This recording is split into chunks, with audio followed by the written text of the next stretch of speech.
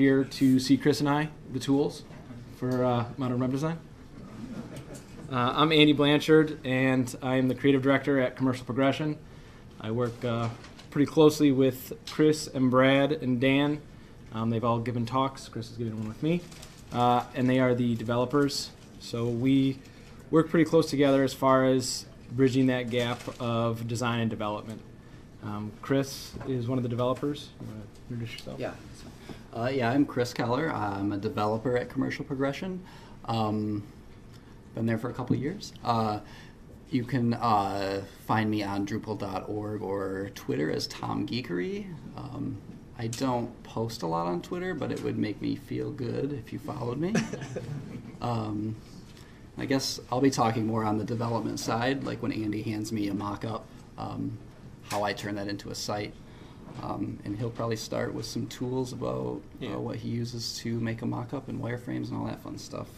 And so, yeah, just our presentation. This is some of the tools that we use. Can everybody hear me? I just want to even louder. Okay. These are some of the tools that we use in our day-to-day process from design to development. You know, a lot of them, I think, have expanded over time or changed over time. And I think there's a lot of people out there that use different ones than we do. These are just what we do and have found to be the best practices for our company. All right. Oops. Too far. All right, so the tools. We have these are the two processes that we'll talk about today, but design and development, and then storage and communication.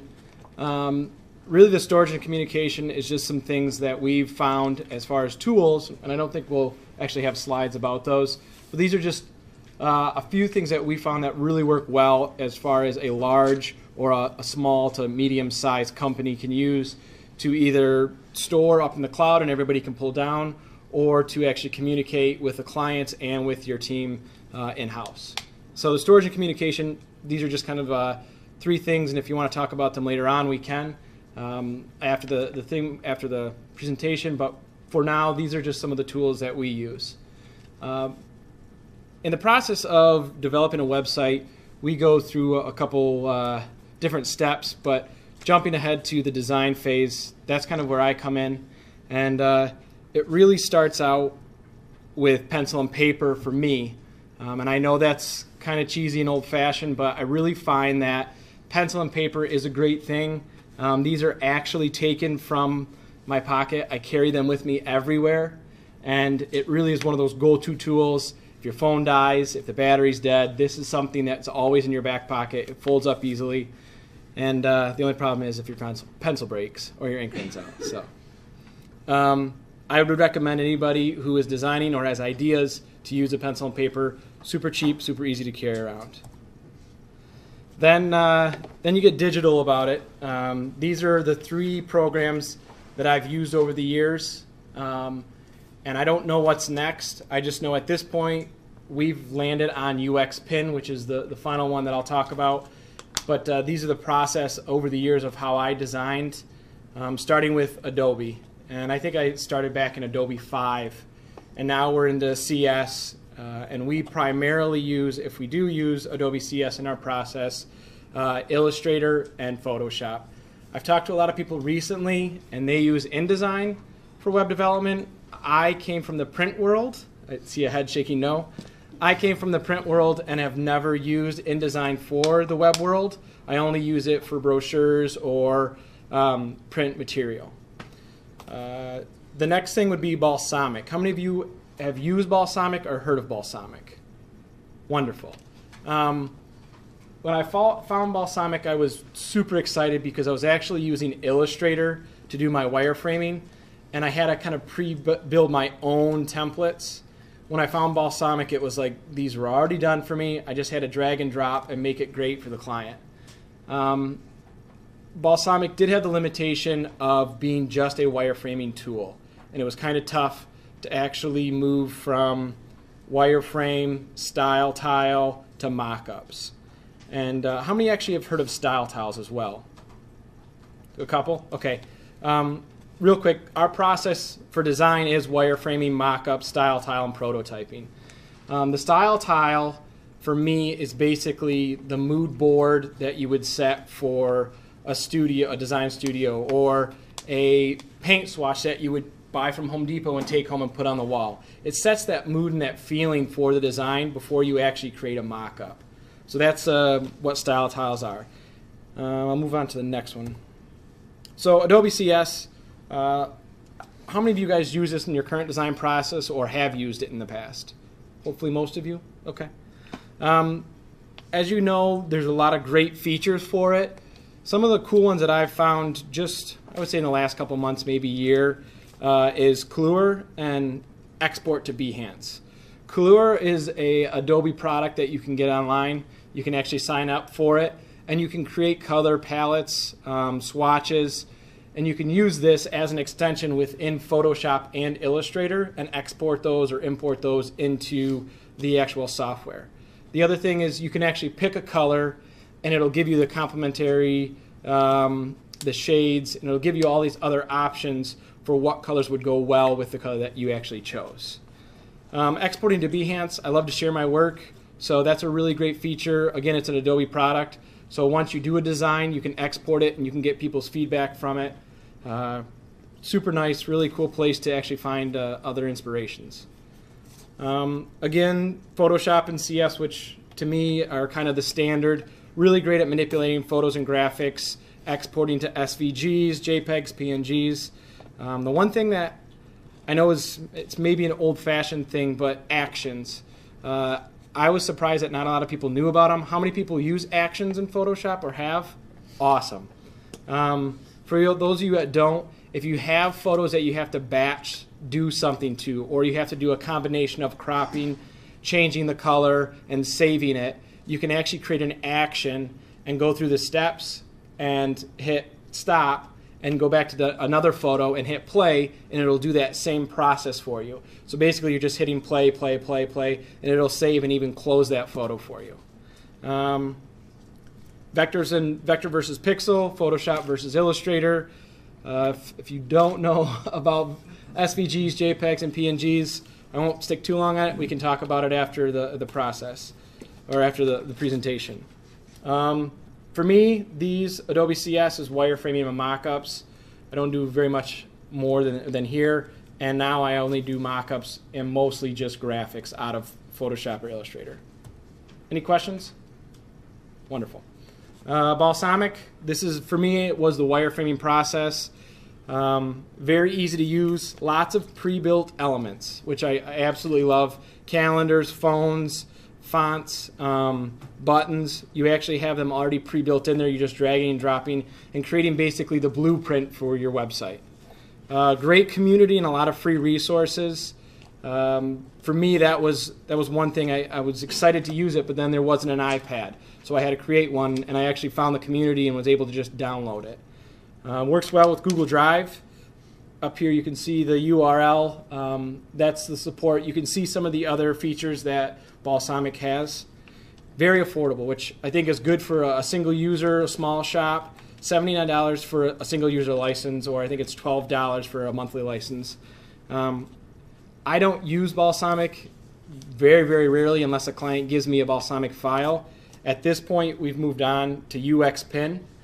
And I just recently, maybe 6 months ago, found out about UXPin. It's an online service, so everything is done online, saved up online, and that's, to me, is where the bridge of Photoshop and Illustrator, you can actually upload your photos as different pieces and use them within your wireframes, your mock-ups, or what we now use them as for prototyping. One thing that I think is really cool that Chris and I always had, or Brad and I always had an issue with, is the design to developer process, pulling the right fonts, pulling the right line heights, spacing, colors, what are the hex codes.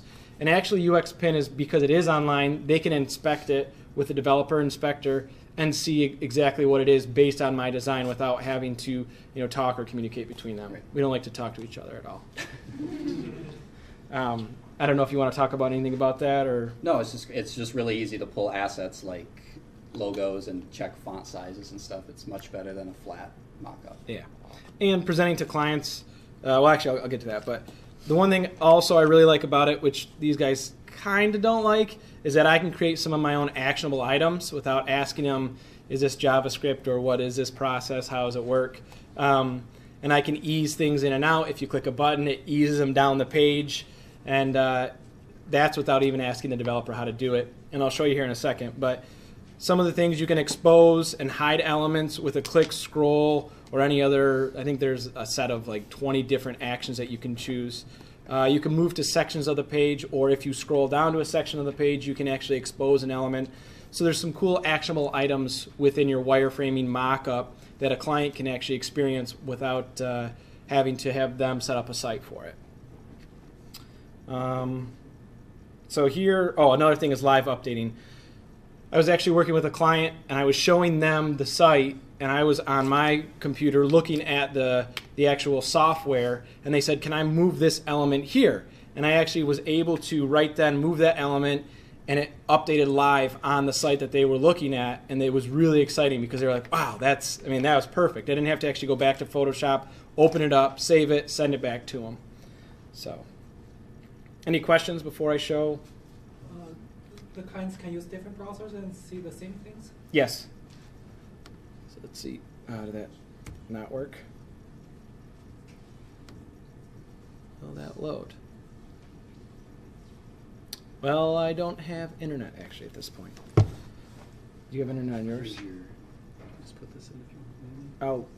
I'll have you come back to it. I'll have Chris come back to it. I don't want to waste too much time on this. Where was... Right here. Oops. Oops. Where is that return to full screen? Yeah, right there. Okay. So uxpin.com is the website, and I'll have Chris come back and show you guys, but it really is kind of the best of both worlds between design and mockups and wireframing. On UXPin also, how does it handle responsive? And furthermore, how would it handle if you were to build off of like a existing library like Bootstrap or something like that? They're actually using the Pro version. They have libraries for Bootstrap and Foundation. So they have the elements already pulled out, and you can just drag and drop them in. And from the responsive aspect, you can do different iterations. You can do, I guess it doesn't have to be fixed, but you can actually set your own breakpoints and design off of those. And as the client's looking at the URL you give them, at the bottom it shows what those breakpoints are. So it's really, really cool feature. And these are some of the browser tools that I've collected and kind of worked with Chris on to collect that we use on a daily basis, both from a design perspective, where I go to other people's sites and I say, wow, that's a really cool font. How do I find out what that is? Or I love that color. What is that? So for me, I guess I'll walk through these. This is Color Picker, and this is all Chrome, but I know I know Firefox has them. But this one's Color Picker, and I've gained and lost a couple over the years, but these are the ones that I've settled on at this point. This is What Font, which is a really cool one, and you can see right here, you click this in your browser, you take it over any font or any word on a website, and I would say 90% of the time or 95% of the time I've been able to do this, or you click on a word or a title or whatever, and it actually gives you this dialog box where it tells you what the font is, it tells you the weight, the family, the size, the line height, gives you an example and the color of what it is. So a really cool feature if you're really looking at sites as a design and trying to get some inspiration. Another one that I like is Fold Viewer, and this will give you the fold based on the browser you're on, the number of people, and the resolution. So 70% of the people, and I don't know if you can actually see that, but that one says 70%. So 70% of the people that come to the site who use Chrome are seeing this aspect. 50% are seen from here up. And then it goes 40%, I think it was like 23, and then 13. I'm not happy that commercial progression is down here. I wanted us up here somewhere, but we'll figure that out later. Then there's Emmet, which gives you breakpoints. So you can actually click that, and it breaks the site out left to right of all the breakpoints within that site. SEO status and responsive inspector. Those are some other tools that we've used. You guys can check them out yourselves. Any questions? Cool. Chris? You want to? Are we already to my part?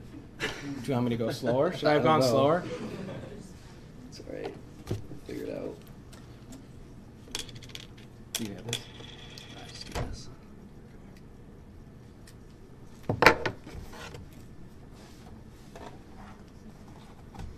So how many people here were at Brad's presentation earlier?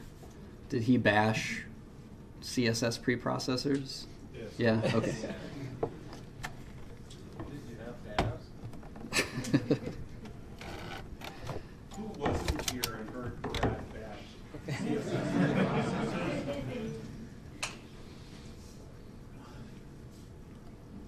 Do you have Wi-Fi on yours right now? I do have Wi-Fi on this computer. It's a Can I show feature. 'em, UX Camp? Oh yeah. That way I don't have to pull mine up.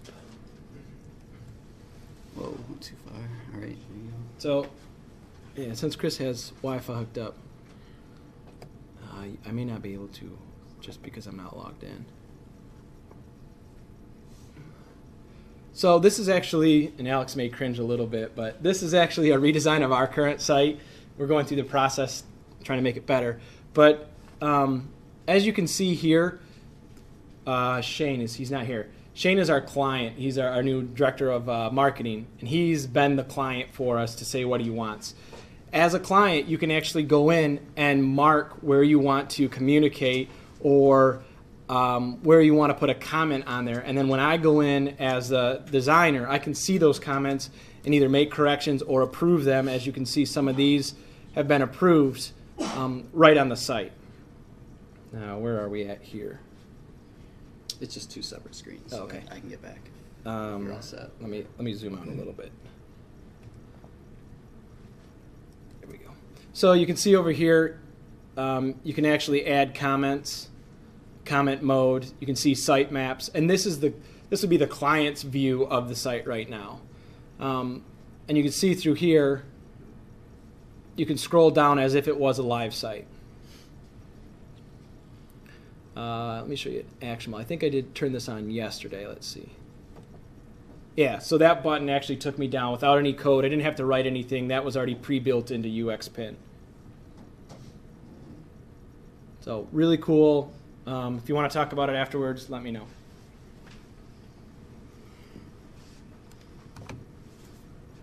Oh yeah, and this isn't done yet. This is not going to be the site. Okay, let's get back here.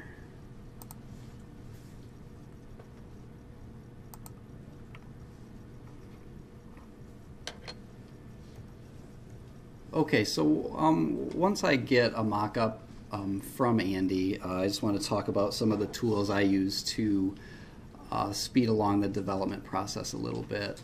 I'm going to talk about CSS preprocessors a little.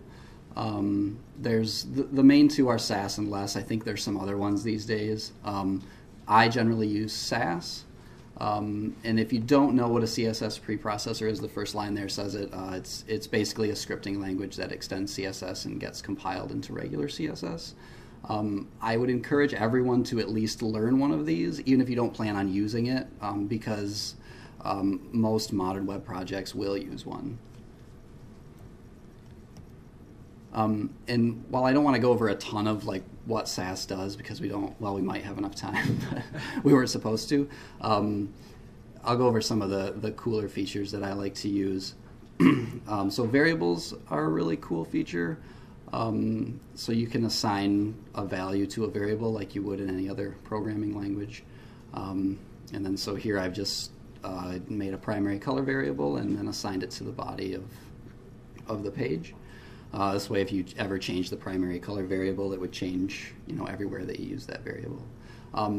So one of the beefs with CSS preprocessors is that the CSS output can be bad. I would say that it's usually pretty predictable.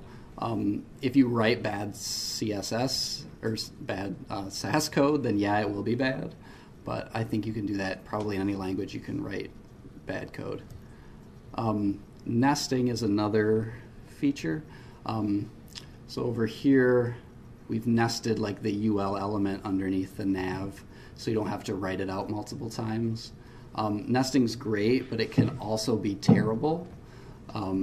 So right here, I show a bad example of nesting where it ends up generating a very large selector that it would be very hard for the browser to sort all of this stuff out. Also quickly, if everyone, we're going to do an experiment at the end of this session. So on your phones, could you connect to the Wi-Fi if you want to participate in the experiment? Sorry, I should have said that earlier, but not really, but I can try it. So the last part of SAS that I'll go over are mixins. You can kind of think of these as functions for CSS. So this is not a great example, but it just shows you that you can create a mixin and give it some values there. So the background would be pink and a green border and a margin and padding based on whatever number we give to this mixin. So we applied it to the thing class down there and just type @include the name of the mixin, and then if there's any parameters that you're giving to it, you'd give it that, and then it would output that CSS over there. Okay, so the next thing that I wanted to talk about was CSS frameworks. Generally, I don't use the big ones here, Bootstrap or Foundation. I'll talk a little bit about that in the next slide as to why. They're good. Like I guess we do a lot of custom designs, so these don't make a lot of sense for us because they come with everything you could ever want for the most part. So I prefer to use something lighter, like Bootstrap. I downloaded it the other day, and there's 6,500 lines of CSS that get loaded. It's big.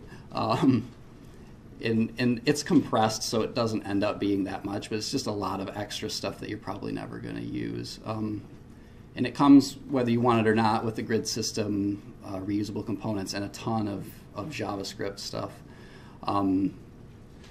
Bootstrap, I'm not sure how long ago they did this, but they added a SAS version. They used to only have a less version. So if you prefer, whatever you prefer, you can still work with Bootstrap. Foundation wasn't much better when I looked at it. It was still over 6,000 lines of CSS. They have an essential version, which is only 2,600. It includes a lot of the same things, and I have used this before. Bootstrap I haven't really ever used on an actual Drupal project. One thing I wanted to show in the browser for Foundation.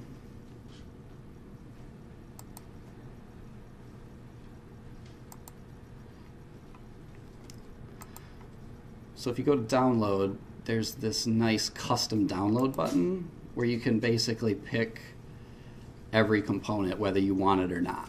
You can change the grid settings, the primary colors, everything. So you could really only download one part of Foundation if you wanted to, and that would really save on how big it is.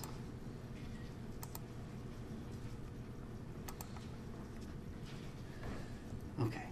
So what I've been using recently is a combination of these three things. Bourbon is a mixin library, so it comes with a bunch of those mixins that I showed for doing lots of great things. It's actually also a drink that they leave on their desk when I give them designs. So what I really like about it is that when you include it into your project, it generates 0 lines of CSS.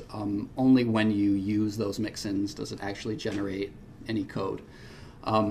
There is a grid framework that you can sit on top of Bourbon called Neat, and adding that only adds 13 lines of CSS. And then Bitters is some kind of default styles out of the box, and it provides a little bit of structure for your files. I have a hard time with that, so it's good for me. My CSS files are usually really unorganized if I don't have some sort of structure to start with. The A third thing I want to talk about was JavaScript task runners, and we're going to do a little live demo of this here in a minute.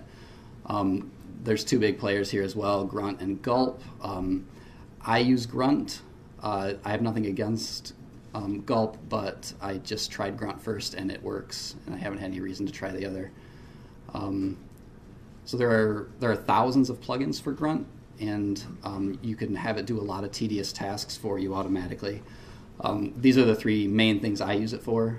You can compile Sass to CSS, which a lot of things will do for you. There's a command line command that will do it for you. A lot of the IDEs like NetBeans or PHP Storm will do this for you.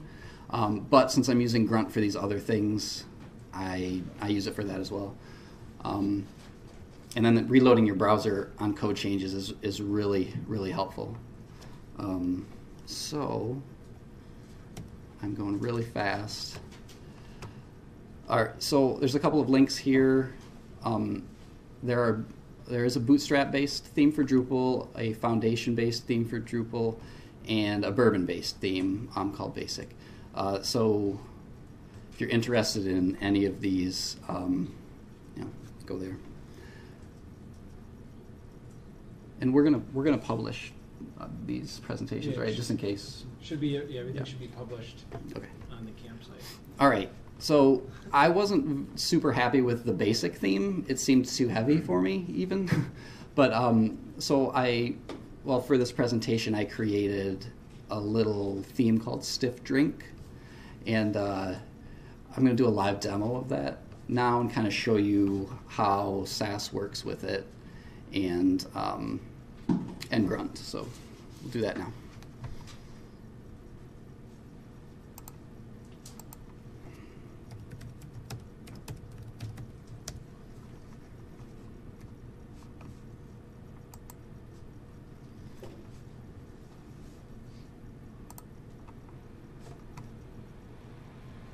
Okay, let me bring this over as well.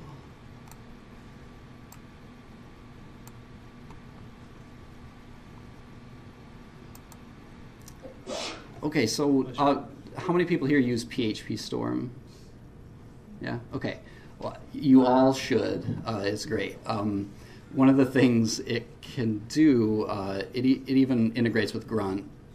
So if you have a Grunt file in your theme, here you can right-click it and open the Grunt console, which these are all my Grunt tasks here, which I'll open this file up real quick so you can get an idea of what this is. So I have a watch here that watches my images / source directory, and I have a watcher for my Sass directory. When it detects a new file, it runs this task or this task depending on what the file is. So the image min file will compress an image on the fly for me and put it in a new directory in the images / optimized folder. With the CSS, it will generate a CSS file from the Sass file. And browser sync is what reloads the page for us automatically and does a couple other cool things that we'll look at here in a minute.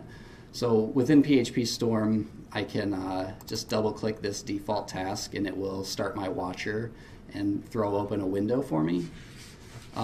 So I will make just a quick CSS change here.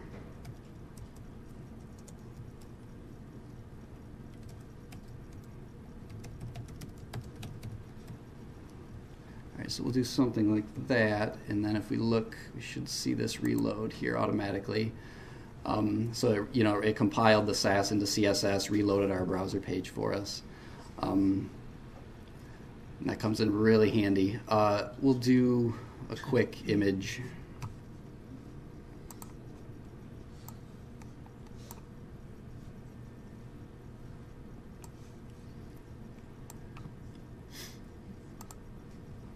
So let's see, we'll take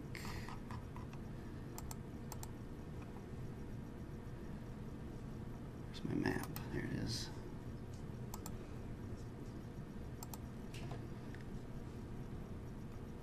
Oh man.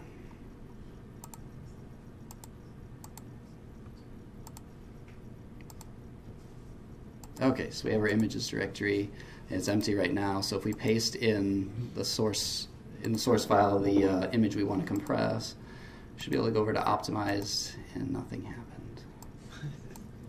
All right.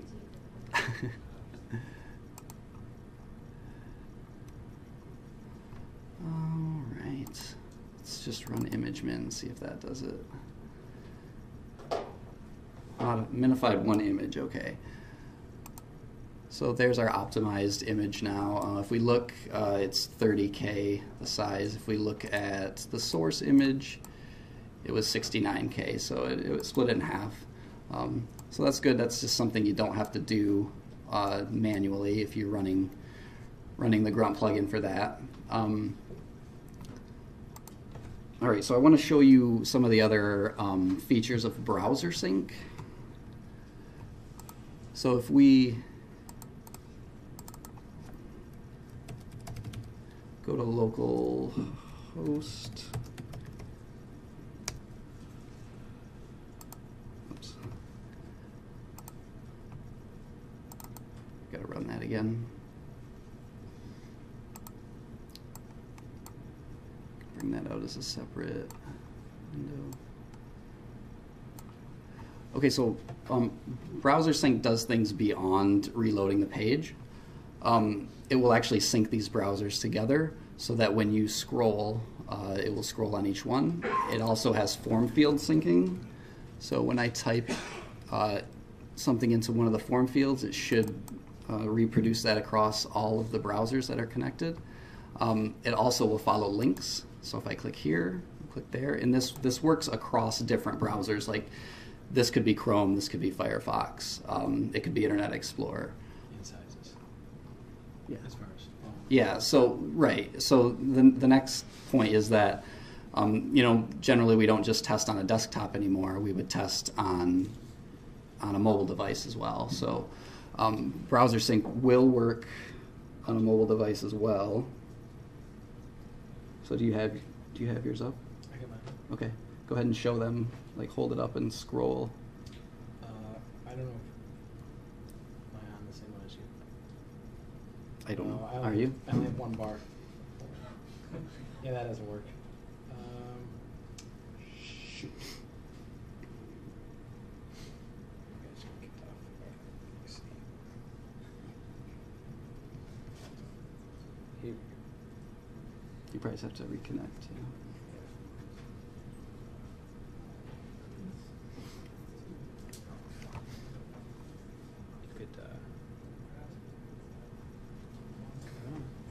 They're getting restless. I know, I can hear them. It works in mine, Chris.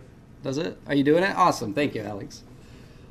All right, so Alex is controlling it from back there. The idea would be when you're testing this site, after the design is done, you would want to test it on a mobile device like a phone, an iPhone, maybe an Android phone, and an iPad.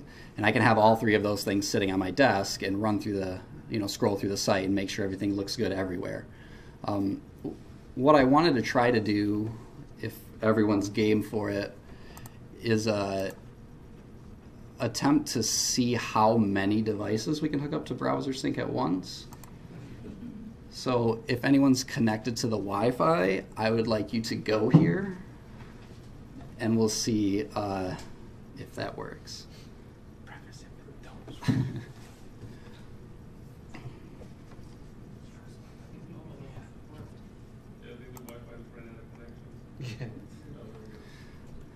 So someone's hooked in, looks like. Make it full screen? Clarification question: is the browser sync a browser plugin or is No, it's a JavaScript file that gets injected into the device. Yeah. So we all have to be careful because if everybody's doing it, it may not work.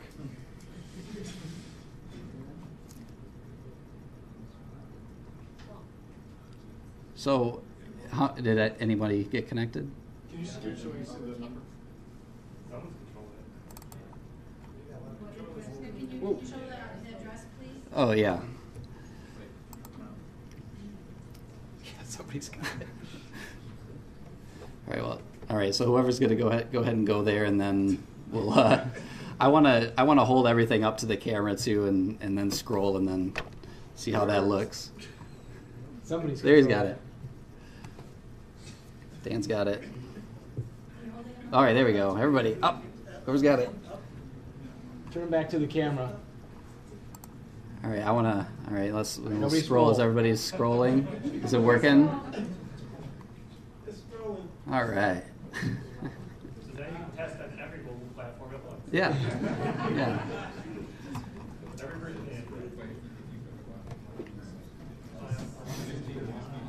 All right, I'm gonna have to cut everybody off now.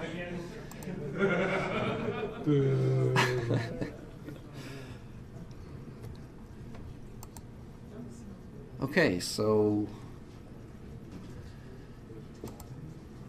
thank you for participating in that. Stiff Drink is by no means production ready, but if you want to play around with any of this stuff, it's on Bitbucket. There, it's a public repo, and same with the grunt stuff that I had up there. You can just throw this repo right into the theme directory, and it should work fine. But that's actually all we have, unless No, I don't have anything. we went fast. Yeah. Does anybody have questions that you answered? Yeah. How do you and Brad work in the same office and not kill each other? Well, Dan's in the middle of us. He's the peacekeeper. Yeah. Is there a lot of like under the breath talking? I'm Yeah, sure as soon as, yeah. I'm sure as soon as I leave the room, there's probably a lot that goes on. But No, I'm bringing. we're right next to each other, so we do it all on Hangouts. Yes. We don't actually talk. That's what hip chats for. Yeah. Any other questions? Yep. So browser sync, what's the bottleneck? Is the server the bottleneck, or is just peer-to-peer? You're going to try to break it. Is there a bottleneck you're trying to break? Yeah, I was just curious. I'm not sure. I mean, Oh, is there a bottleneck for? browser sync? Yeah, for I using browser sync. don't know. I was looking for one, I guess, but I'm not sure what it would be. Well, it's not this, so we know that. Yeah. Any other questions, Brian? You mentioned something about Emmet and breakpoints. I'm used to Emmet as like a code, text assist system. And Yes, the browser for breakpoints is Emmet, re::view. Yes. The name of the Google extension. Yeah, and it actually gives you. Not related to Not related to that. I'll look at Great cool stuff right here. And I use both. Any other questions? Yep. I know this is from like your first slide. I manage staff, so this interested me. You had HipChat and Basecamp. Those seem like, aren't they similar? They're very similar, yeah. Chris and I use HipChat, and are Like just Brad and someone else uses. yeah, and I have my other friends over here.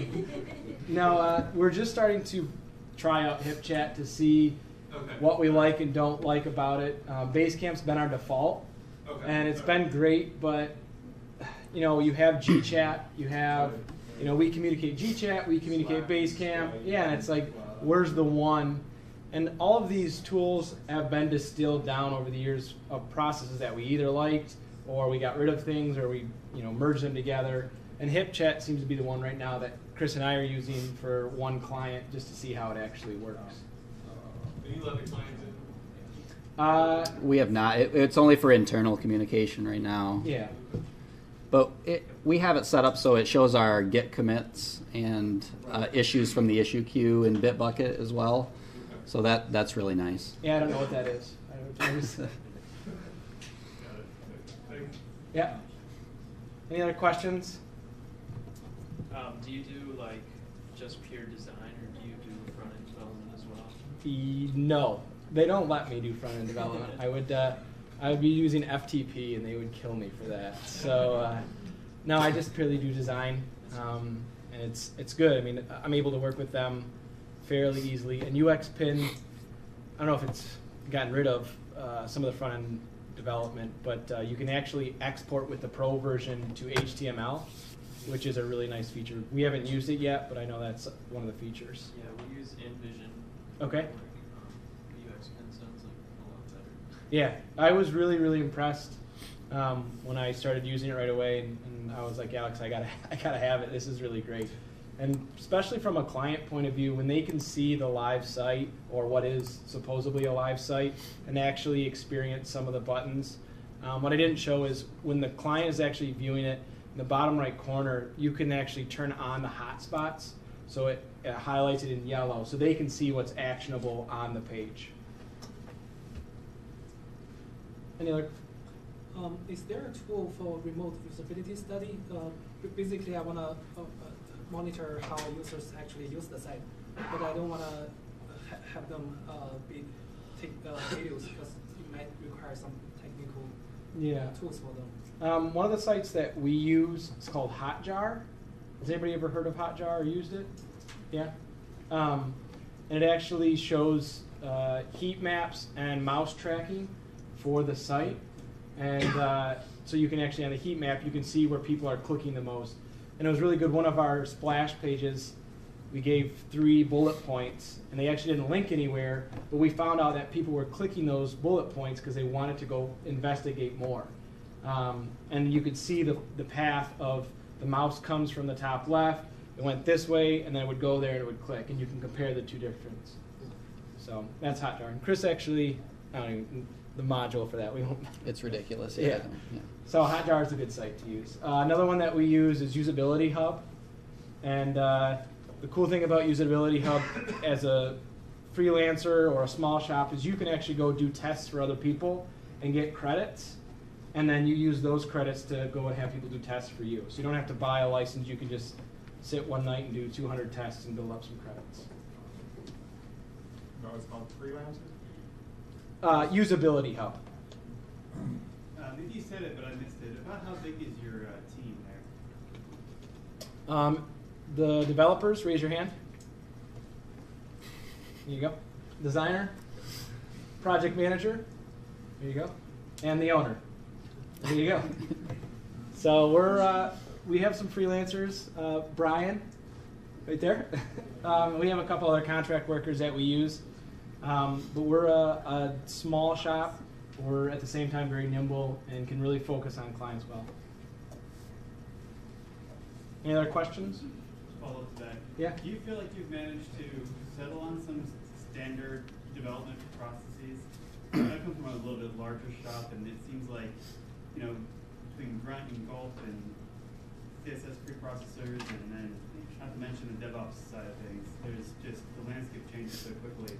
Do you feel like you've seen any sort of consensus, or are you constantly changing things? Not really. I mean, developers are really stubborn usually, so they all have their tools they want to use, and they use them. So we haven't really tried to enforce anything like that, because it probably wouldn't work. Well, good ideas stick. Oh, is that how it goes? Okay. Our process we've refined over the years, but as far as the tools, I mean, like UXPin, I just found a couple months ago. I'm like, this is it. I love it. And I'm sure at the very beginning slide I had a question mark. I don't know what's next. I'm sure there's going to be something where I don't have to think at all. It just does it for me. So, any other questions? As a firm specializing in Drupal, do you find yourself from the design level factoring in Drupal-centric things? Yeah. Like, That was a native question I had. performances When you let clients go on and drag and drop and move things, how you react with what's functional for your developers. Are they allowed to do that? And then you go back and say, oops, sorry, I didn't know that you couldn't do that. Did you plan ahead with pre-populated fonts to make sure that those are things that are going to work well? How far do you think?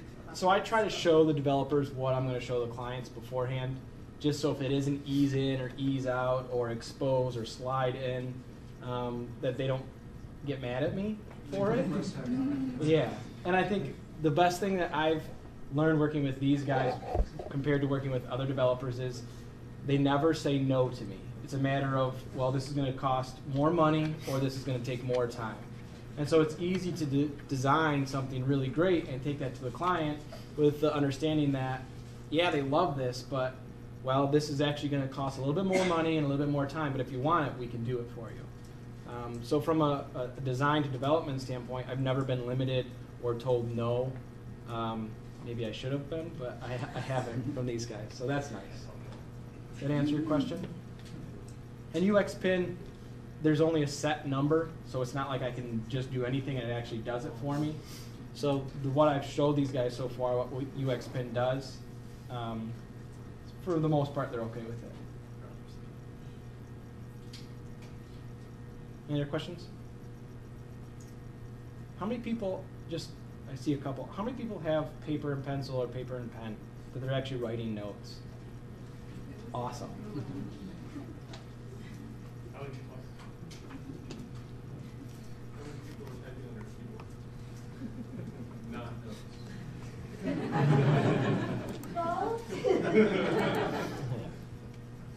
As I say, one thing we found that has helped us with the sort of litany of ways to solve every effing problem in Drupal or in web development is code review. We're religious about code review on the dev side. The DevOps side is like, moving target. It's always changing. There's like 75 ways to build a site, right? But, and they're working on the same problem, but on the development side, it's like, well, why are you doing it that way? We have this tool, and you gotta actually like explain it and like pitch it for the rest of the team. Yeah. It helps. It's not solving it, but it's certainly like narrowing down the tool set a bit. So. Yeah, and I think the freelance developers that we have, and we definitely make those people do code review. There's everything from outside the house comes through code review. And the way we've hired over the years is that everybody's come on as contract, and I think that's you get a good feeling for people, and then from that we have their processes, and they can either fall into one of these guys' process. It has to be. You can't have everything for everybody. So I think there needs to be some sort of distilled down thing, but you can't pin everybody into one box. There's like a group acknowledgement when you're experimenting, right? It's like they did an Angular project, and everybody knew that one team was doing an Angular project, and then they came back and said, and then the other ones went forward. So, it's useful. Anybody else? Do you take digital scans of your paper and pencil approach? I do, actually.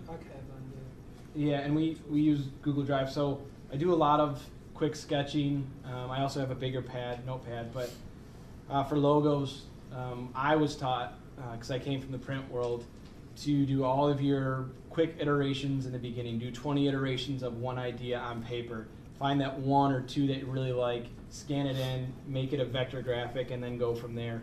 And I would say 9 times out of 10, that scan turns into 8 other things, and it actually isn't the logo that I ended up with, but it does help me move through that process, and I can really hammer out quickly what I need on paper and pencil. Any other questions? Great. I think this is all these presentations will be up on the website, and if you give me other ones, you can contact Chris or I. Thanks, guys. Thank you.